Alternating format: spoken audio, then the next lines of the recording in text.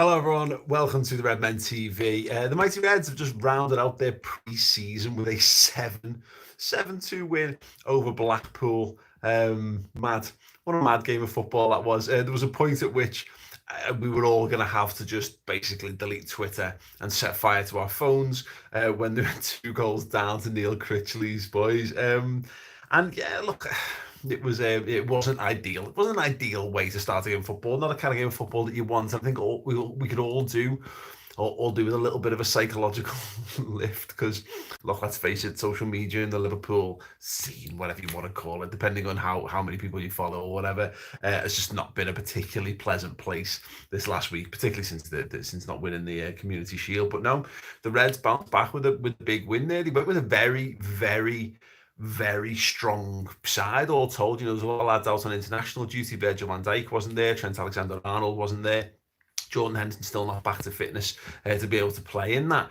And Blackpool did very well. I think you could argue Liverpool probably the agents of their own demise is often the case. I think Mohamed Salah kind of sells Billy Koumetio down the river a bit with the pass to him, but then Koumetio should just be a bit better. He gets dispossessed in the middle of the park, and they break through, and it's a good finish. Alisson gets beaten near post. Should he do better with that? Yeah, maybe. Then he gives away a penalty, which I thought was probably might have been outside the box. But if it was a senior game of football, right, I'd be going, oh, this is a no for concern, or I'd be losing. Yeah, but it's not. It's a pre-season game, and I know it's hard to differentiate sometimes. But I wasn't asked at 2-0 down because again, you can see in how some of the players are moving and how leaden-legged a few of them were. That's the difference in pre-season games. It's just like Salah. I mean, Salah's not had a great pre-season, really. I think he obviously needs to sharpen up, but then I just expect him to do that because that's what happens. That's what pre-season's for. If you're going to be not sharp in pre-season. There's not really a great deal of evidence, in my experience, to suggest that if you have a phenomenal pre-season, it really means you have a great season off the back of it. In fact, look, we were pretty crap last pre-season because we didn't have most of the front three. We didn't have the front three for most of pre-season. And then we were just fine, and we obviously walked the league in the end. But no, it was. I was more concerned just for the having to deal with the meltdowns and what have you. If Liverpool hadn't won or had lost that game today, but really we should have known it was never in doubt. Liverpool streets ahead of Blackpool, and Critchley's done a good job. You can see the style of play there; it looks really positive for Blackpool. But look, the division's below for a reason. And what was encouraging is when Liverpool changed things, that they still managed to go up levels. And I think we ultimately burnt Blackpool out there. They weakened themselves with substitutions as well. Of course they did. And Liverpool went from strength to strength. And the last 15 minutes was a bit of a shooting gallery. It was just who wants to try and get a goal and add to that. And I think the performances that really stood out, and I'd be interested to know if you're watching now, let me know which Liverpool players with the real standouts for us. Because I thought Naby Keita was absolutely outstanding in that game. And he was one where, as it went on, and you can see when we were taking senior players off the pitch, he just looks like a senior member of the Liverpool side now. He looks like a first teammate. He looks like a proper member of the squad. And the other one who does too now is Taki Minamino. I think they were my 2 real bright sparks. And there was plenty of bright sparks in that game, make no doubt about it. And I'll talk about a couple of them. But I thought that Naby Keita, particularly given that we've used him very carefully since the end of lockdown, or I should say since the restart of the back end of the season, 60 minutes here, then finishing a game there. Not many 90-minute games for him, to give him a really strong run out there. I think we're preparing him the best we possibly can, and his tackle. I mean, look, he's basically played DM in that game, and I don't think that's where I thought I saw his future for us. I saw him more as a 10, or even he could even have played wide or whatever. But he controlled the midfield. I mean, it's telling that we took Firmino off and put Curtis Jones in at DM alongside Naby Keita, and it didn't halt the fluidity of the side. Keita was still able to get up and support the attack. Curtis Jones was up and playing in the wide positions at times. There was a real great fluidity to that side, which I think will be very encouraging if we can take that into proper football. Which is, it's always worth noting, you can't get too disheartened and things don't go really well, but also you can't get too carried away at the same time, because again, these are just tester games, and you've got to look at the quality of the opposition and the level of fitness that they are at, etc., etc. But look, Naby Keita, I always look at preseason games. I think you take your positives where you can. You look for little signs and hints of what could come good, because this is not Liverpool from 10 years ago where you knew we were a bit crap and you thought, oh God, like, it was all well and good taking positives, but you probably should have focused on the negatives. Liverpool are so good now. You're looking for things that you're looking to see replicated in the season, and you're more likely to see the good things replicated because Liverpool are really, really good. And Takumi Minamino, if we'd signed him in the summer, I think we would all be salivating at the prospect of what this player's got here. He played in the 10 today, whereas we saw us change formation in the Community Shield, and he played from the left. Salah played up top. Bobby played in the 10. Bobby played a centre forward this time round with Taki in behind him. What was really encouraging was how many times he got into the box. There's a chance there where Milner plays a right-footed crossing from the left wing, sort of the edge of the 18-yard box. Bobby goes near post towards it, but Taki's in there behind him, basically almost like a two up front, which is weird. But yeah, it's very, very, again, just an encouraging sign.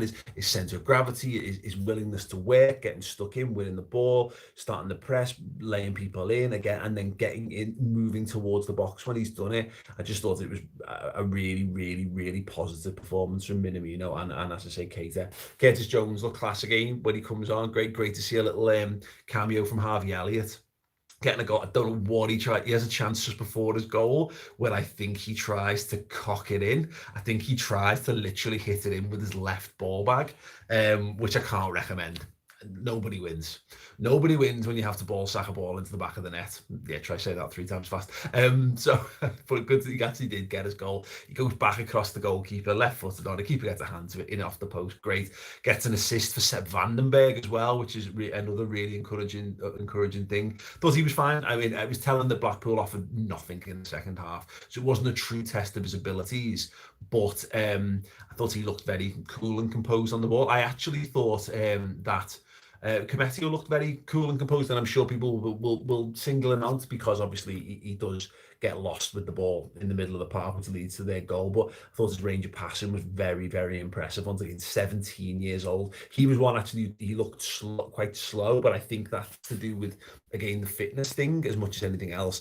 I look at it now and I say, look, now Phillips had a little struggle moment after, and there was that bit where James Milner basically fell over the ball. Not encouraging, but again, you laugh these things off because it's pre-season. But hopefully, Sepp Vandenberg and Kometio, there's enough there that we've got, we maybe make enough to cover. I still like another centre half, but I don't think it would be the end of the world if either of them are in rotation to be another, like a fifth choice or whatever. They both seem to have enough about them, which is great. And both playing from that left-sided centre-back position. That's right. Yeah, that's right. Vandenberg played there as well. But Kometio was fine. Yeah. And again, just in all-round play, I think Salah, again, he didn't look great in that game. Mane looked bright. Mane looked encouraging. It's just Sadio Mane doing Sadio Mane things. Bobby Firmino just seemed to be getting back to his best, having real fun. Actually, one criticism of Firmino, I think he just needs to be a touch more selfish at times, particularly if you're playing 4-2-3-1. And he's leading the line. I think United needs to be at times a little bit more of a spearhead of the attack. He's got it in him. He scored 20 plus goals a few seasons back in Salah's first season. I think he can do that, but I also think that I don't think he takes these games that seriously either. But I would like to see him just as one where he runs clean through. And I think his aim is always to wait for someone to get up and support. Whereas, I think Origi in that position, I think Mane, Salah, any number, even Minamino in that position, all looking to get a shot off. And Bobby could probably do a little bit more of the same of that. But yeah, I like so much of things again. Like Curtis Jones off the bench was really good again. Harvey Elliott. That's what you need from a pre-season game. It needs to not matter too much. You need to have a little bit of adversity so your players feel like they've got to go out there and actually put a shift in. And they did. You could tell that they've been told, go out there and do it now. No more messing around. I expect you to go and win this game. And it's telling that the game gets won in the 15 minutes after half time. Great to see Joel Matip back with the goal, 45 minutes under his belt, which should hopefully help us breathe a little easier on the centre-back.